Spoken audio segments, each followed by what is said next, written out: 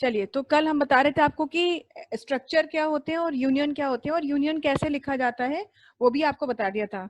तो स्ट्रक्चर के बारे में एक स्ट्रक्चर हम पूरा बना के दिखा चुके हैं एग्जाम्पल, और यूनियन का भी हम आपको एग्जाम्पल दिखा चुके हैं। आज हम डिस्कस करेंगे पहले कि यूनियन की एडवांटेजेस क्या होती हैं। तो यूनियन की सबसे पहली एडवांटेज ये है कि it occupies less memory compare to structure. देखिए, बेसिकली देखा जाए तो मोटा मोटा यही एक डिफरेंस है यूनियन में और स्ट्रक्चर में। हम आपको लास्ट सेशन में भी ये बता चुके हैं कि स्ट्रक्चर का जो मेमोरी स्पेस होता है वो ज्यादा होता है अगर हम कंपेयर करें यूनियन से। क्यों होता है ऐसा? क्योंकि स्ट्रक्चर में जितने भी डेटा मेंबर्स होते हैं उनके डेटा टाइप का जो टोटल बाइट स्पेस होता है उसको वो पूरा उतना बाइट जो है वो स्टोर करता है, मतलब स्टोरेज स्पेस ऑक्यूपाई करता है। जैसे हमने कहा कि 2 आईएनटी लिए और सपोज 2 फ्लोट लिए, तो एक आईएनटी अगर 2 बाइट लेता है तो 4 आईएनटी के बाइट्स हो गए, और एक फ्लोट 4 बाइट लेता है तो 8 बाइट्स हो गए हमारे फ्लोट के, यानी टोटल हमारे जो है 12 बाइट्स ऑक्यूपाई होंगे। जबकि यूनियन में ऐसा नहीं होता है। यूनियन कम मेमोरी इसीलिए यूज करता है क्योंकि उसमें जो सबसे बड़ा हमारा डेटा टाइप होता है जिसकी सबसे ज्यादा बाइट स्टोरेज होती है, जैसे मान लीजिए 2 आईएनटी ले लिए, 2 फ्लोट ले लिया और एक कैर ले लिया जिसका साइज 10 है, तो सबसे ज्यादा साइज किसका हो गया? कैर का हो गया, क्योंकि उसका कैरेक्टर 1 बाइट लेता है, लेकिन उसके साथ ही साथ 1 बाइट लेने के साथ उसका साइज क्योंकि 10 है तो वो 10 बाइट्स ऑक्यूपाई कर रहा है। तो जो यूनियन का स्टोरेज स्पेस होगा वो 10 बाइट्स होगा। और कुछ इस तरीके से इसका जो प्रोग्रामिंग का स्ट्रक्चर होता है वो कुछ इस तरह का होता है कि जब हम इसको यूज करते हैं, इसको रन करते हैं, तो वही मेमोरी सारे data members one by one share कर सकते हैं। तो इसीलिए इसकी स्टोरेज स्पेस जो होती है वो कम होती है। नेक्स्ट फिर ये होता है when you use union the only the last variable can be directly accessed. जब आप यूनियन को एक्सेस करते हैं, मतलब यूज करते हैं, तो जो लास्ट में वेरिएबल आपने डिक्लेयर किया है उसको आप डायरेक्टली एक्सेस कर सकते हैं। Union is use when you have to use the same memory location for 2 और मोर डेटा मेंबर्स। तो ऑब्वियस सी बात है कि आप यूनियन को कब यूज करेंगे? आप तभी यूज करेंगे जब आप मेमोरी को शेयर करना चाहते हैं और लेस बाइट स्पेस पे काम करना चाहते हैं। अदरवाइज स्ट्रक्चर से आपका काम पूरा हो जाता है। तो जब भी आपको ये लगता है कि हाँ मेमोरीज को भी हैंडल करना चाहते हैं अच्छे से, मेमोरी का प्रॉपर मैनेजमेंट करना चाहते हैं, तो इन स्पाइट ऑफ स्ट्रक्चर आप यूनियन का यूज कर सकते हैं। तो ये हमारे जो है एडवांटेजेस हैं। It enables you to hold data of only one data member. Union से यही फायदा होता है कि भाई एक ही डेटा मेंबर का डेटा आप होल्ड कर सकते हैं एक बार में, तो मेमोरी इसीलिए कम लगती है। Its allocated space is equal to maximum size of the data member. जैसा कि अभी आपको बताया कि जो स्पेस ये एलोकेट करता है वो किसके इक्वल होती है? जो भी डेटा मेंबर मैक्सिमम साइज वाला होता है उसी के इक्वल ये एलोकेशन मेमोरी का करता है।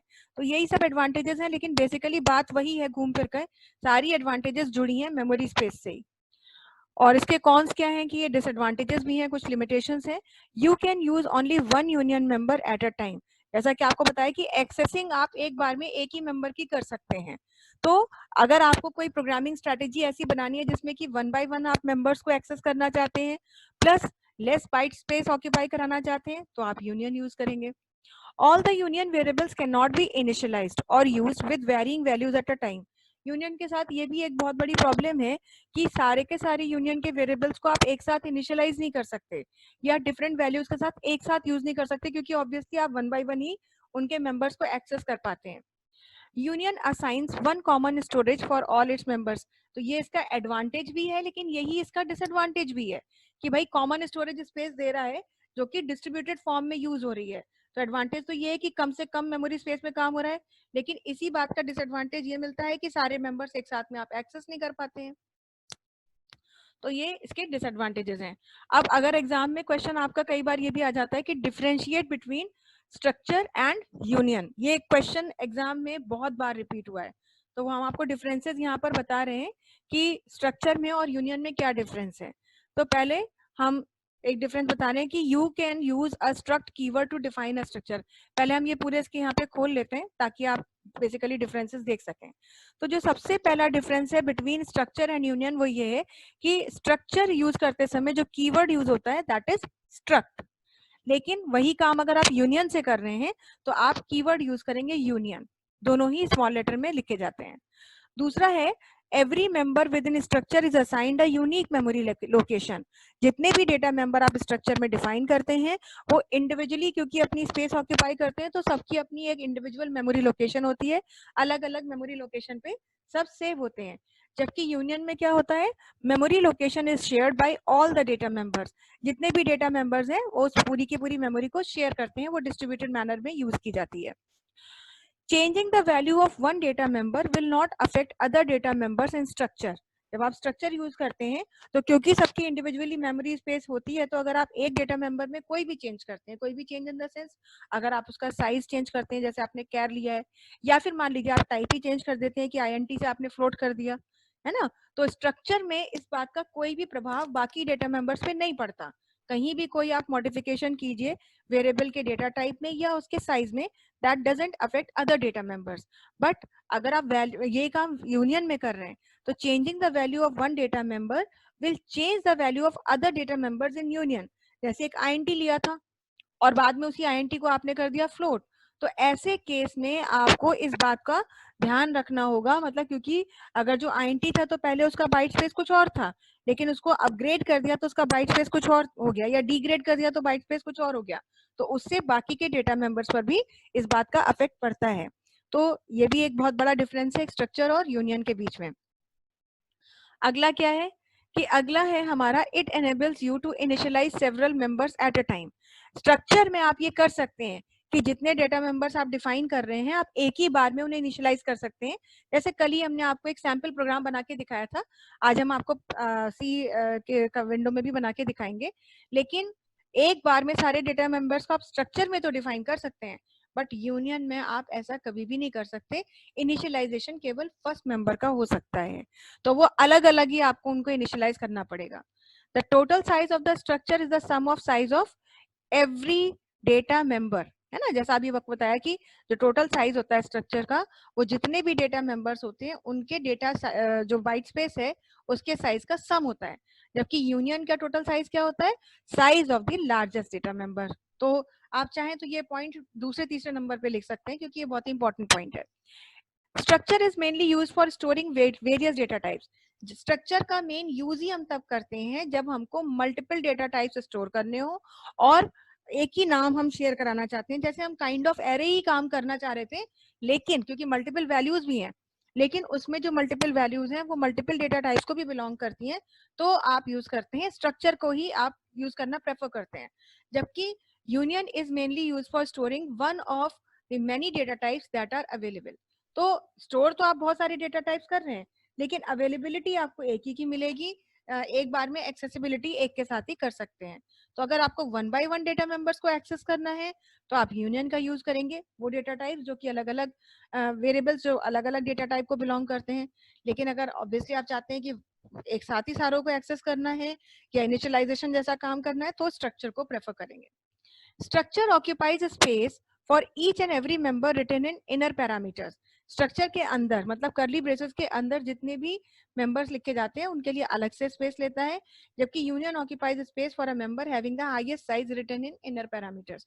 यही बात है जो यहाँ पे कही गई है, बस इसी को इलेबोरेट कर दिया गया है कि यूनियन के अंदर ब्रेसेस में जो भी पैरामीटर्स लिखे जाते हैं, जो भी डेटा मेंबर्स डिफाइन किए जाते हैं, उसका साइज सबसे बड़े डेटा मेंबर के साइज के अनुसार होता है। Structure supports flexible array. तो स्ट्रक्चर की मदद से आप एरेज को फ्लेक्सिबिलिटी दे सकते हैं। फ्लेक्सिबिलिटी का मतलब क्या है कि आप एरे के साइज को मॉडिफाई कर सकते हैं, बढ़ा या घटा सकते हैं स्ट्रक्चर की मदद से। लेकिन यूनियन में ऐसा संभव नहीं है।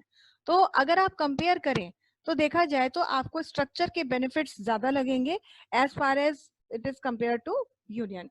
तो ज्यादातर केसेस में हम स्ट्रक्चर को यूज करेंगे और हमारे सिलेबस में स्ट्रक्चर ही है और स्ट्रक्चर की ही प्रोग्रामिंग है। यूनियन में हम उससे ज्यादा कुछ नहीं पढ़ने वाले, ना यूनियन का हम आपको कोई प्रोग्राम बना के दिखाएंगे, क्योंकि आपके एग्जाम में जो भी प्रोग्रामिंग आती है वो अगर आया तो स्ट्रक्चर से ही आएगा, या differentiation between structure and union आ सकता है जो हमने आपको बता दिया है, या ज्यादा से ज्यादा आ सकता है what do you understand by A union, explain it with the help of an example, वो भी हमने आपको बता दिया। बट मेनली क्वेश्चन आता है differentiation between structure and union, और अगर प्रोग्रामिंग बेस्ड होता है तो स्ट्रक्चर का ही प्रोग्राम आएगा, यूनियन का प्रोग्राम आपके लिए नहीं आएगा। तो ये तो हो गई हमारी प्रेजेंटेशन की बात हमने आपको जो बेसिक चीजें बतानी थी related to structure and union वो हो गया। लेकिन अब हम बात करते हैं कि एक स्ट्रक्चर प्रोग्राम में लिखा कैसे जाता है। बता तो दिया, लेकिन अब एक स्ट्रक्चर को कैसे लिखेंगे उसके लिए हम टर्बो सी की एडिटर विंडो खोल लेते हैं यहाँ पर। और अब हम आपको एक स्ट्रक्चर बना के दिखा रहे हैं। उस स्ट्रक्चर में हम क्या बना रहे हैं, हम एक एम्प्लॉय का स्ट्रक्चर क्रिएट कर रहे हैं, जहां पर उस स्ट्रक्चर का एम्प्लॉय का जो है एक आईडी नंबर होगा, ठीक है। उस एम्प्लॉय का एक वो होगा, क्या नाम है, उसका कोई बेसिक सैलरी होगी, और और उसकी मान लीजिए कोई एक हम फ्लोटिंग पॉइंट वैल्यू ले लेंगे कि कितना उसका कमीशन है, ऐसी कुछ वैल्यू हम लेंगे। तो जब भी कोई स्ट्रक्चर हमें क्रिएट करना है तो सबसे पहले तो हमको अपना वही काम करना है कि मतलब अपने प्री प्रोसेसर डायरेक्टिव्स देने ही देने हैं। तो ये हम यहाँ पे कर लेंगे।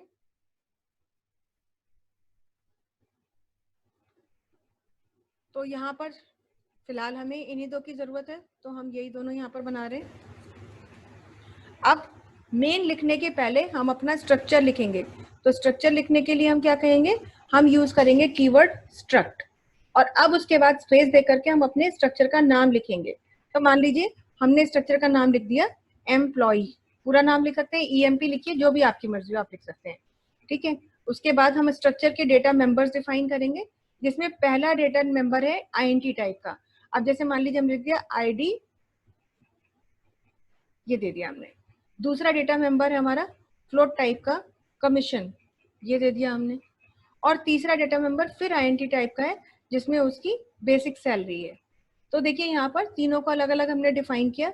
उसके बाद हम करली ब्रेसेस क्लोज करेंगे और लगा देंगे सेमीकोलन। ये पूरा का पूरा जो हमारा सेक्शन है ये हमारा कहलाता है स्ट्रक्चर। ये इतना पार्ट पूरा हमारा स्ट्रक्चर है। अब इस स्ट्रक्चर को डिफाइन करने के बाद अब हम अपना मेन फंक्शन लिखेंगे, क्योंकि आप सभी को पता है कि वो तो सबसे इंपॉर्टेंट पार्ट है हमारे प्रोग्राम का, उसको लिखे बिना तो काम ही नहीं हो सकता। तो आपने मेन फंक्शन लिखा, और अब मेन फंक्शन में आप क्या करना चाहते हैं, मेन फंक्शन में मान लीजिए हम चाहते थे कि हमारा जो एम्प्लॉय है उसकी जो इन्फॉर्मेशन हम सेव करना चाहते हैं, तो सपोज आईडी जो है उसकी 101 है, कमीशन जो है वो मान लीजिए सपोज कुछ भी हमने एक वैल्यू डाल देंगे फ्लोटिंग पॉइंट, और बेसिक सैलरी मान लीजिए 20,000 है। तो अगर हमें पहले से ये वैल्यूज पता है तो इन वैल्यूज को हम असाइन कर सकते हैं, इनिशियलाइज कर सकते हैं इन्हीं वैल्यूज को अपने मेंबर्स के साथ। लेकिन इनिशियलाइजेशन करना हो भले ही, क्योंकि हमें पता है, या फिर हम ये चाहते थे कि ये वैल्यू हमें मांगनी पड़े कल को, जैसे अब नेक्स्ट सेशन में आपको बताएंगे कि मांगा कैसे जाता है प्रोग्राम में वैल्यू, तो मांगना भी पड़े, तो तब तक ये चीज नहीं संभव है जब तक कि इस सेक्शन को इस सेक्शन के साथ रिलेट ना किया जाए। और वो कैसे पॉसिबल है, वो एक स्ट्रक्चर का वेरिएबल बना के ही पॉसिबल है। तो एक स्ट्रक्चर वेरिएबल हमने आपको बताया था कि किस तरह से बना सकते हैं। स्ट्रक्चर वेरिएबल बनाने के हमने आपको दो तरीके बताए हैं। पहला तरीका तो ये बताया कि स्ट्रक्चर में ही करली ब्रेसेस के बाद और ये जो हमारा सेमीकोलन लगता है इसके बीच में एक स्ट्रक्चर, एक या दो जितने भी हैं उतने स्ट्रक्चर वेरिएबल यहाँ पर डिक्लेयर किए जा सकते हैं। फिलहाल हम एक ही डिक्लेयर कर रहे हैं कि एक तरीका तो ये होता है। तो फिलहाल हमने एक स्ट्रक्चर वेरिएबल डिक्लेयर किया, क्योंकि स्ट्रक्चर बनाने के बाद अगर स्ट्रक्चर वेरिएबल डिक्लेयर नहीं किया गया तो आप अपने मेन फंक्शन में स्ट्रक्चर वेरिएबल को एक्सेस नहीं कर पाएंगे, स्ट्रक्चर की जितने भी डेटा मेंबर्स हैं उनको एक्सेस नहीं कर सकते। तो स्ट्रक्चर वेरिएबल जो है it is a compulsory thing to be declared. तो पहले तरीके से बता रहे कि स्ट्रक्चर वेरिएबल वहां डिक्लेयर किया। अब जब स्ट्रक्चर वेरिएबल डिक्लेयर कर दिया तो अब आपके पास एक वेरिएबल बन गया ई, जिसकी मदद से आप आईडी, कॉम और बेसिक को कनेक्ट कर सकते हैं। कैसे कनेक्ट किया जाएगा, उसके लिए इनिशियलाइजेशन हमें करना है तो हम ऐसे लिख सकते थे ई डॉट, डॉट ऑपरेटर आपको याद होगा हमने बताया था, वो ऑपरेटर होता है जिसकी मदद से स्ट्रक्चर वेरिएबल को डेटा मेंबर एक्सेस करने के लिए यूज करता है। जैसे अब ई डॉट आई डी, तो ई डॉट आई डी लिख दिया, और ई डॉट आई डी की वैल्यू मान लीजिए 101 है, इंटीजर है तो सीधे लिख दिया। फिर कॉम, तो ई डॉट कॉम, और ई डॉट कॉम की वैल्यू सपोज हम पहले से ही जानते थे कि सपोज इसकी वैल्यू है 25.5, तो ये वैल्यू डाल दी, क्योंकि ये फ्लोटिंग पॉइंट है तो पॉइंट में डाला। फिर ई डॉट बेसिक, इसकी वैल्यू है मान लीजिए 20,000, तो ये 20,000 हमने डाल दी। इस तरह से इनिशियलाइजेशन किया। और अगर हम इसे प्रिंट भी कराना चाहते हैं तो हमने स्क्रीन क्लियर की, और प्रिंट कराने के लिए हम यहाँ लिख देंगे, मान लीजिए हमने लिखा एम्प्लॉई आईडी, और किस फॉर्म में है, इंटीजर फॉर्म में है। और किसको प्रिंट कराइए e.id को, ये लिख दिया यहाँ पर। तो ये %d जो है वो फॉर्मेट एक्सेस स्पेसिफायर हो गया उसके लिए, फॉर्मेट स्पेसिफायर, और ये जो है आपको यहाँ पर बता देगा। अगली लाइन में हम प्रिंट कराना चाहते हैं एम्प्लॉई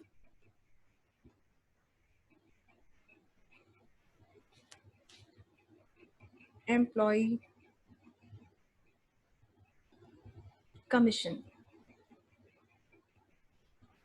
और फ्लोटिंग पॉइंट है तो %.2f दे दिया।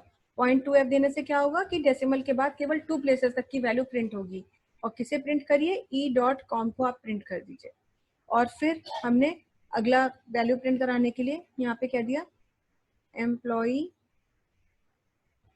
बेसिक सैलरी, इंटीजर है, %d यूज करेंगे, कॉमा e.basic।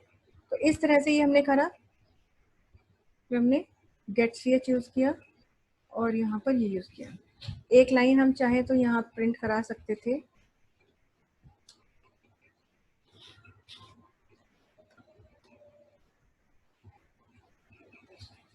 Employee details.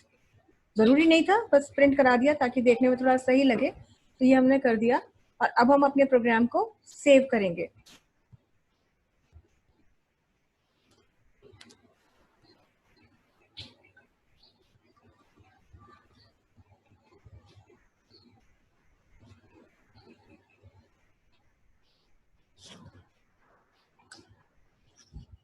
और अब अपने प्रोग्राम को रन कराएंगे।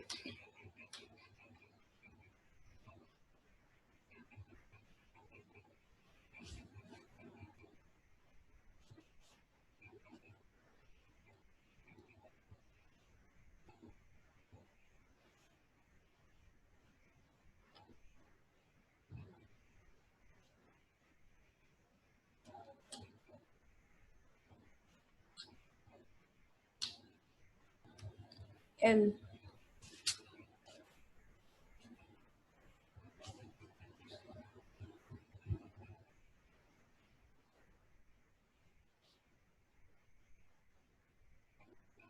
ये देखिए प्रिंट हो गया। एम्प्लॉय आईडी 101, एम्प्लॉय कमीशन 25.50 और एम्प्लॉय बेसिक सैलरी 20,000। तो ये देखिए जो डिटेल्स हैं ये सिर्फ तभी आ पाई अगर हम यहाँ से ये हटा देते हैं। मान लीजिए यहाँ पर हम आए, इसको हम हटा देते हैं, ठीक है, और हम इसे सेव कर रहे हैं। और हमने कहा ID 101 लिख देते हैं, ऊपर डिक्लेयर तो किया ही हुआ है। तो अब अगर आप इसके बाद ये देते हैं तो देखिए ये क्या करेगा, इस आईडी को आइडेंटिफाई नहीं करेगा। वो आपको एरर दे रहा है कि undefined symbol ID.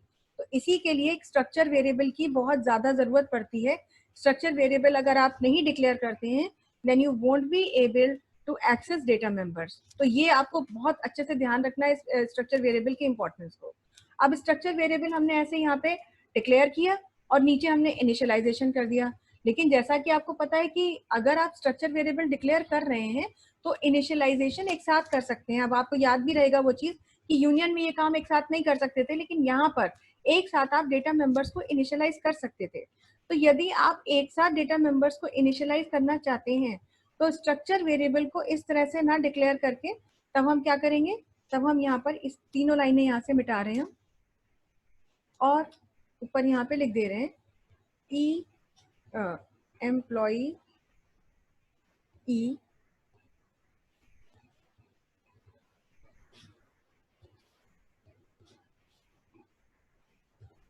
Is equal to, जो भी वैल्यूज है वो विद इन कर्ली ब्रेसेस जाएंगी और यहाँ पर आप उसको लास्ट में सेमीकोलन से एंड करेंगे। अब पहली वैल्यू है आईडी, इंटीजर है 101 दे दिया, सीक्वेंस में ही रखना है, ये ध्यान रखना है आपको। दूसरी वैल्यू है फ्लोटिंग पॉइंट 25.5 दे दिया। फिर तीसरी वैल्यू क्या है हमारी, बेसिक है, ये भी इंटीजर है। तो इस तरह से हमने ये यहाँ पर कर दिया और अब हम इसको फिर से सेव कर रहे हैं। और अच्छा वो नहीं लिखा, ये यहाँ पर स्ट्रक्ट कीवर्ड लिखना भूल गए थे। जब आप एक वेरिएबल इस तरह से यूज करते हैं तब आप इसको यहाँ पर कीवर्ड के साथ लिखेंगे और अब हम अपना प्रोग्राम रन कराएंगे।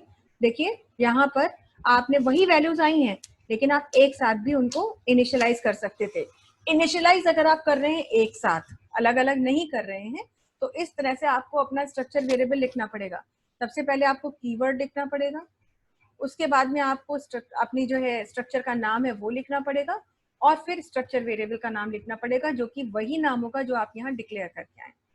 तो इस तरह से स्ट्रक्चर को आप यहाँ पर पूरा डिफाइन करते हैं, उसका स्ट्रक्चर वेरिएबल बनाते हैं।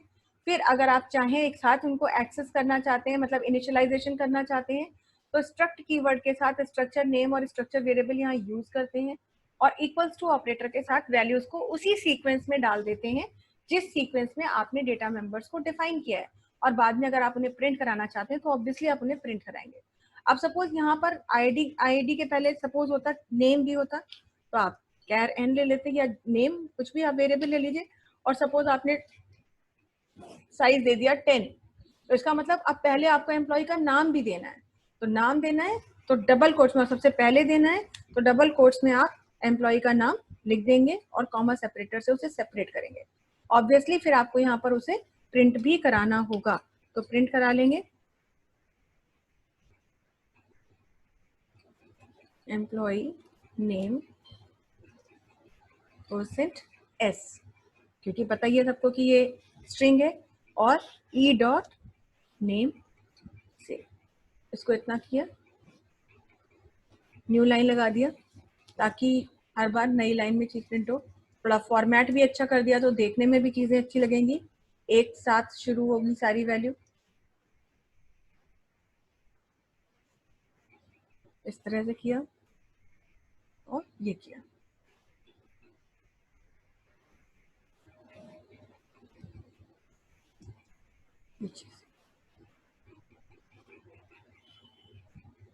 और अपने प्रोग्राम को सेव कर रहे हैं और फिर से इसे रन करा रहे हैं। ये देखिए अब नेम भी प्रिंट हो गया, आईडी भी प्रिंट हो गई, कमीशन भी प्रिंट हो गया और बेसिक सैलरी भी प्रिंट हो गई। तो इस तरह से अब आप देखिए यही स्ट्रक्चर का आपको फायदा मिल रहा है कि आपने कैर भी ले रखा है, आईएनटी भी ले रखा है, फ्लोट भी ले रखा है, मगर सबका नाम क्या है? सबका नाम एम्प्लॉय है। और आप यूज कैसे कर पा रहे हैं अपने मेन फंक्शन में? इस ई की मदद से। ये ई नाम का वेरिएबल जो है ये एक तरह का कनेक्शन, समझ लीजिए एक ब्रिज बन गया, और इस ई नाम का और इन वेरिएबल्स को आप यहाँ पर यूज कर रहे हैं। अलग से आपको इन्हें डिक्लेयर करने की जरूरत नहीं, और अगर आप डिक्लेयर कर भी देते हैं, सोचे कि यहाँ पे डिक्लेयर कर लो, तो भी फिर इनको नहीं यूज कर सकते। इनको यूज करने के लिए आपको एक स्ट्रक्चर वेरिएबल बनाने की जरूरत पड़नी ही पड़नी है। ठीक है, ये तो हो गया हमने आपको एक तरीका कि आप स्ट्रक्चर वेरिएबल यहाँ बनाते हैं। लेकिन अगर मान लीजिए आपने कहा कि मैम हमारे पास तो 2 एम्प्लॉय हैं, तो ये 2 एम्प्लॉय हैं तो आप 2 स्ट्रक्चर वेरिएबल भी बना सकते हैं। E1 और E2 ले लिया मान लीजिए हमने, जैसे अब पहला स्ट्रक्चर था हमारा ये E1 के लिए था, तो ये E1 दे दिया। अब इसी को हम कॉपी कर लेते हैं और दूसरा स्ट्रक्चर वेरिएबल डिक्लेयर करेंगे।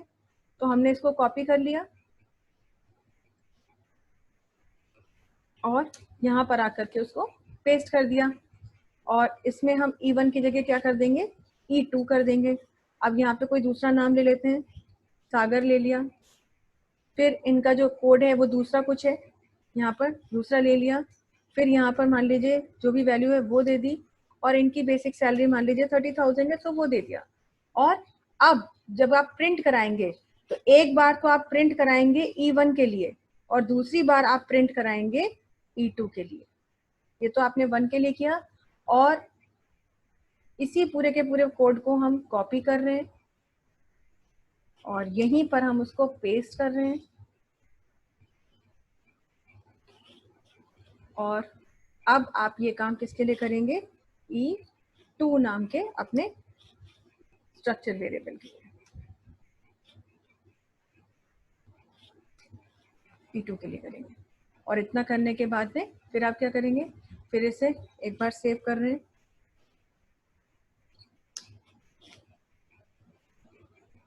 यहाँ पर न्यू लाइन लगा देते हैं, सेव कर रहे हैं और रन करा रहे हैं। ये देखिए हेडिंग आ गई एम्प्लॉय डिटेल्स। अच्छा शायद वैल्यूज कुछ नहीं डाली है, सागर, ओह कॉमा लगाना भूल गए यहाँ पर। अब फिर से सेव कर रहे हैं, ये देखिए तो पहला जो एम्प्लॉय है उसका मानस 101 25.50 20,000 और दूसरे एम्प्लॉय के लिए सागर 102 725.50 हो गया शायद और 30,000 बेसिक सैलरी। तो इस तरह से अगर आपके पास 4 एम्प्लॉयज हैं तो 4 एम्प्लॉयज की डिटेल आप बना सकते थे, एक एम्प्लॉय है तो एक एम्प्लॉय की बनाते और 10 एम्प्लॉय है तो 10 एम्प्लॉय की बनाते। हालांकि बहुत से लोगों के दिमाग में ये आ रहा होगा कि अगर 10 एम्प्लॉय है तो क्या इस तरह से हम बार बार स्ट्रक्चर मेंबर डिक्लेयर ही करते रहेंगे? तो ऐसा नहीं है, उसका भी एक अलग सॉल्यूशन है, उसको भी हम एक अलग तरह से यूज करेंगे। लेकिन फिलहाल जो है आपको अभी यही चीज समझनी होगी कि ये कैसे मतलब करना है। फिलहाल तो आपको इतना ही करना है। तो ये आपने देखा कि स्ट्रक्चर वेरिएबल यहाँ डिक्लेयर किए और आपने काम कर दिया। दूसरा तरीका ये था कि आपको स्ट्रक्चर वेरिएबल यदि यहाँ नहीं डिक्लेयर करने, हमने आपको बताया था कि मेन में भी हम स्ट्रक्चर वेरिएबल डिक्लेयर कर सकते हैं। तब कैसे आप उन्हें यूज करेंगे? तब आपको यहाँ पर इनको कुछ भी देने की जरूरत नहीं है, ठीक है। और यहाँ पे दिए बिना अब आप अपना प्रोग्राम रन कराइए, देखिए इस तरह से, क्योंकि आपने उनको डिक्लेयर भी किया और डिक्लेयर करते ही इनिशियलाइज भी कर दिया, इसलिए वो वैल्यू साथ में प्रिंट हो रही है। हाँ, अगर मान लीजिए आपको इनिशियलाइज नहीं करना था, आपको पहले से पता ही नहीं थी वैल्यू क्या है, तो ऑब्वियसली फिर आपको डिक्लेयर ही करने पड़ेंगे अपने वेरिएबल्स। और अगर डिक्लेयर करना है तो कैसे करेंगे? तब फिर ये इतना कुछ जरूरत नहीं है आपको। ये हम यहाँ से लाइन हटा देते हैं पूरी की पूरी। डिक्लेरेशन में आप ऐसे E1, E2 ऐसे डिक्लेयर कर देंगे। तो ये पूरी की पूरी हमारी जो है सॉरी, ये हमारा स्ट्रक्चर वेरिएबल डिक्लेरेशन है। स्ट्रक्चर वेरिएबल जब आप डिक्लेयर करते हैं उस समय पर आप कॉमा सेपरेटर का यूज कर सकते हैं, लेकिन स्ट्रक्चर मेंबर्स जब आप डिफाइन करते हैं वहां कॉमा सेपरेटर यूज नहीं होगा, ठीक है। अब अगर हमने मान लीजिए स्ट्रक्चर वेरिएबल डिक्लेयर किए और तो इसका मतलब कि हमें नहीं पता है कि वैल्यूज क्या है। इनिशियलाइजेशन तो आपको करके दिखा दिया, लेकिन अगर आपको पता नहीं था तो ऑब्वियसली फिर आपको मांगनी पड़ेगी वैल्यू, है ना। तो मांगने के लिए अब आप यहाँ ऑब्वियसली प्रिंट कराएंगे एक मैसेज कि enter name comma ID comma commission and basic salary of employee 1। पहले एम्प्लॉय के लिए हम ये कराना चाहते हैं, तो ये यहाँ पर हो गया। अब आपको इन्हें स्कैन करना है, स्कैन करने के लिए आप यही नेम के लिए क्या लेंगे %s, आईडी के लिए %d, फिर कमीशन के लिए %f और फिर %d बेसिक के लिए। अब पहली वैल्यू है वो कहाँ जा रही है? And name. लेकिन नेम कैसे एक्सेस करेंगे? And E1 dot name. अभी थोड़ी देर के लिए हम नेम को यहां से हटा दे रहे हैं।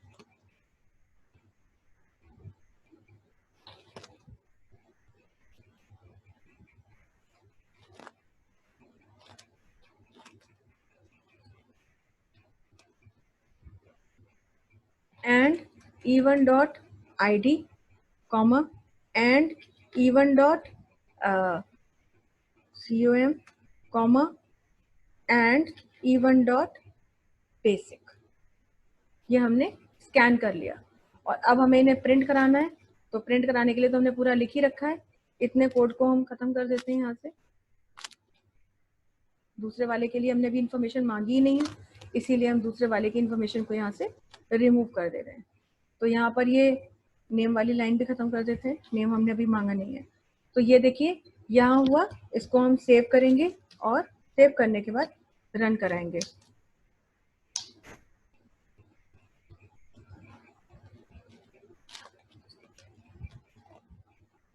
अब देखिए यहाँ पर मैसेज आ रहा है कि पहले एम्प्लॉय की आईडी, कमीशन और बेसिक सैलरी प्रिंट कीजिए। तो मान लीजिए आईडी है 101, एंटर किया। कमीशन है मान लीजिए 30.5 और सैलरी है 10,000। तो ये देखिए यहाँ पर वैल्यू इस तरह से प्रिंट हो जाएगी। तो आपने देखा एक स्ट्रक्चर कैसे डिक्लेयर हो रहा है, फिर आपने ये देखा कि स्ट्रक्चर के मेंबर्स को कैसे डिक्लेयर किया जा रहा है, फिर स्ट्रक्चर वेरिएबल को डिक्लेयर करने के आपने दो तरीके देख लिए। आप उन्हें इनिशियलाइज भी कर सकते हैं और आपने देखा कि हम इस तरह से उनकी वैल्यू एक्सेप्ट भी करा सकते हैं, क्योंकि हर बार थोड़ी ना हमको पता होगा कि पहले से ही, अगर सब कुछ पहले से ही पता होगा तो प्रोग्रामिंग का तो अपना जो इम्पोर्टेंस है या स्कोप है वो खत्म हो जाता है वहीं पर ही। लेकिन जाहिर सी बात है कि हमको बहुत बार नहीं पता होता, तो वैल्यूज हमें इनपुट ही करानी होती हैं। जब हमें इनपुट कराना है तो इस तरह से हम वैल्यू को इनपुट कराते हैं और प्रिंट करा सकते हैं। हाँ, ये बात अलग है कि अभी आपको इंडिविजुअली वैल्यूज को एक्सेप्ट करना पड़ रहा है। अभी तो आप एक्सेप्ट करा रहे हैं, अभी आपके पास और कोई रास्ता नहीं है। तो एम्प्लॉय वन का एम्प्लॉय वन जैसे ले लिया, मान लीजिए करण, ठीक है, आईडी ले ली 111, फिर कमीशन ले लिया 23.3 और ये ले लिया आपका 20,000 और एंटर कर दीजिए। तो देखिए नाम भी प्रिंट हो गया, आईडी भी प्रिंट हो गई, कमीशन भी प्रिंट हो गया और बेसिक सैलरी भी प्रिंट हो गई। तो इस तरीके से आपने यहाँ पर एक एम्प्लॉय का किया। ऐसे अगर आपको दूसरे एम्प्लॉय का करना था तो दूसरे एम्प्लॉय के लिए भी यही सब चीजें एग्जैक्टली ऐसे ही लिखनी होती, जैसे कि आपने ऐसे लिखी हुई है। मतलब एक एम्प्लॉय की मांगी, फिर यहीं पर स्कैन करने के बाद सेम मैसेज देते कि दूसरे एम्प्लॉय का दीजिए, सब कुछ ऐसे ही कॉपी करते पेस्ट करते और यहाँ पर अब आप एम्प्लॉय वन की जगह किसका लेना चाहते हैं, एम्प्लॉय टू के लिए लेना चाहते हैं। और टू के लिए लेना चाहते हैं तो आप स्ट्रक्चर वेरिएबल तो ऑलरेडी डिक्लेयर करके आई हैं, तो बस स्ट्रक्चर वेरिएबल यहाँ पर E1 की जगह अब क्या हो जाएगा, E2 हो जाएगा। और अब यही आप फायदा देख रहे हैं, देखिए वही नेम, वही आईडी, वही कॉम, वही बेसिक, लेकिन अलग अलग आप ये काम कर पा रहे हैं। तो ये आपने किया। अब आपने ये डिटेल यहाँ पर प्रिंट कराई एम्प्लॉय वन की, और इसी तरह से आप डिटेल प्रिंट कराओगे एम्प्लॉय टू की। यहाँ से ये ले लेते हैं और इसको भी यहाँ पर खत्म कर देते हैं, सेव करेंगे, रन कराएंगे और देखिए अब हमने मान लीजिए ले लिया आदित्य 111, कमीशन है मान लीजिए 23.3 और बेसिक सैलरी है 10,000। ठीक है, अगले जैसे हमने इनपुट किया देखिए, फिर उसने आपको मैसेज दे दिया नाम दीजिए, तो आपने नाम दे दिया करण, और करण लिखने के बाद आपने आईडी डाली 222, फिर नेक्स्ट आपने वैल्यू फीड कर दी, मान लीजिए 34.5 फ्लोटिंग पॉइंट है, जो भी वैल्यू आप देंगे। देन आप यहाँ पर देंगे उनकी basic salary, suppose basic salary is 25,000। तो इस तरह से आप इनपुट करेंगे और जब आप इनपुट दोनों का कर लेंगे तो आप देखिए प्रिंट करा रहे हैं और दोनों की वैल्यू आपके इनपुट जो है, आदित्य 111 23.3 10,000, करण 222 34.4 25,000, अकॉर्डिंगली जो भी आपने इनपुट दिया है एज पर योर इनपुट उनका आपने उसका आउटपुट भी प्रिंट करा लिया। So this is how you can create a structure. अब देखिए आपको एग्जाम में क्वेश्चन किस तरह से मिल सकता है। आपको जरूरी नहीं है कि एग्जाम में क्वेश्चन आए तो ये लिखा जाए कि आप स्ट्रक्चर बनाइए या write a program using structure. आपको तो कह देंगे write a program to store students name, his roll number and marks obtained in 5 different subjects and print total marks obtained by this by the student। तो आपको खुद अपनी बुद्धि का इस्तेमाल करना है उस टाइम पर कि ऐसा क्या होगा, मतलब क्या ये प्रोग्राम हम एरे से ही बना सकते हैं खाली, या फिर ये प्रोग्राम हमें किससे बनाना है, मतलब ये हमको खुद जज करना है। यहाँ पर एग्जाम में लिखा हो क्वेश्चन पेपर में ये जरूरी नहीं है। तो आपको खुद से ध्यान रखना होगा कि जब भी आप देखें कि अब कहा जा रहा है नेम भी स्टोर करो और रोल नंबर भी स्टोर करो और उनके 5 सब्जेक्ट के मार्क्स भी स्टोर करो और टोटल प्रिंट करना है। एक स्टूडेंट का करना हो या हो सकता है दे दिया जाए कि 10 बच्चों के लिए करिए या 100 बच्चों के लिए करिए। तो तुरंत आपको बस ये ध्यान रखनी है कि ये काम फिर हमें स्ट्रक्चर से करना होगा, क्योंकि वही एक ऐसा वेरिएबल, एक ऐसा डेटा टाइप है जो हमें मल्टीपल डेटा टाइप्स को बिलोंग करने वाली वैल्यू को एक साथ स्टोर करने में हेल्प करता है। तो बहुत अच्छे से इसको समझिएगा, आज के वीडियो को 2-3 बार देखिएगा। और मैंने देखा है कि आप लोग में से मतलब क्लास में बच्चे तो आते हैं शायद ही मतलब कभी कभी ऐसा होता है कि 20-22-24 बच्चे भी होते हैं, बट अक्सर हमने देखा ऑन एन एवरेज अगर हम लगाएं तो 16-17 स्टूडेंट्स डेली होते हैं हमारी क्लास में। ठीक है, लेकिन हम ऐसा एज्यूम कर लेते हैं कि बाकी बच्चे वीडियो देखते होंगे, लेकिन वीडियो के व्यूज तो मतलब हमें नहीं दिखते। तो आप लोग या तो ये सोच के बैठे हुए हैं कि अरे एक दिन बैठेंगे और सारे वीडियो देख लेंगे। नो प्रॉब्लम, आप एक दिन बैठ करके देखिए या 2 घंटे में देख डालिए व्यूज, कोई प्रॉब्लम नहीं है। लेकिन ये हमारा आपको बहुत ही एक सिंसियर सी एडवाइस है कि अगर आप ऐसा सोच रहे हैं तो आप अपने लिए बहुत बड़ा सिरदर्द पैदा कर रहे हैं, क्योंकि अगर ऐसा आप वहां पे मतलब ऐसा करेंगे तो आप एक दिन में सारी चीजों को नहीं समझ पाएंगे। पहले तो चीज यही है कि जैसे बाकी के बच्चे आ रहे हैं डेली क्लास में, बहुत से बच्चे हैं टाइम से शायद उठ रहे होंगे, कुछ एफर्ट्स भी डाल रहे होंगे, तो उसको मजाक मत समझिए। ऑनलाइन क्लास होने का मतलब ही है कि आप सबको वहाँ पे प्रेजेंट होना चाहिए। हालांकि ये बात कहना व्यर्थ है क्योंकि जो बैठे हैं क्लास में वो तो लगभग रोज ही आ रहे हैं, लेकिन फिर भी बाद में कोई अगर ये वीडियो देखेगा तो प्लीज इस बात को ध्यान रखिए कि आप लोग रेगुलरली, या तो अगर उस टाइम पे अवेलेबल नहीं है तो कोई प्रॉब्लम नहीं है, पूरे दिन में किसी समय टाइम निकाल करके आधे घंटे का वीडियो जरूर देख लें और कॉन्सेप्ट को समझने की कोशिश करें, क्योंकि ये कोई भी चीज अब दोबारा रिपीट नहीं होगी। I don't want to listen कोई बोले मैम